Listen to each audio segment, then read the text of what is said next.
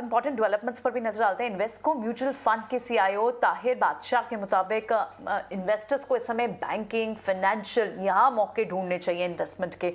उन्होंने साथ ही ये कहा कि छोटे बैंकों के मुकाबले उन्हें बड़े बैंक ज्यादा बेहतर लगते हैं। आइए एक बार फिर से उनको सुनते हैं।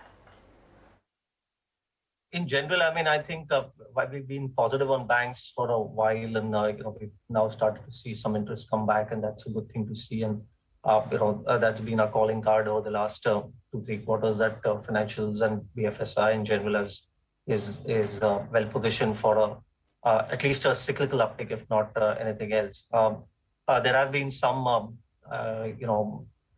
apprehensions regarding new fintechs, etc., which have been coming in the way, and therefore, some impact on the profitability of the banking sector.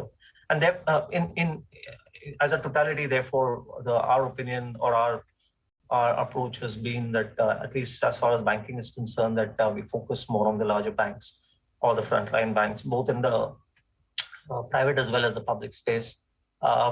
So my sense is when we look at it from an investment standpoint, at least, large banks are relatively better placed at this stage compared to the mid-sized banks, because there is generally mid-sized banks have found it difficult to kind of scale up over a period of time. I mean,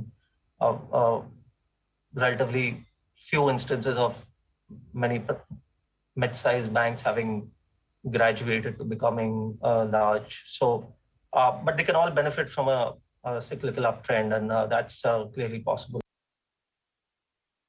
Markets have started to treat this whole thing as a little more temporary or transient, at least as far as some of the geopolitical premiums which are there on commodity prices. We've seen some bit of clawback of commodity prices across in the recent past, and that's providing some relief. India has also probably taken some of the fuel price hikes, etc., and maybe there will be some seep-through of inflation as we go into the next some weeks. But I think broadly the market probably wants to still believe that our peak inflation this time around would be relatively lesser compared to what it has been in the past peaks.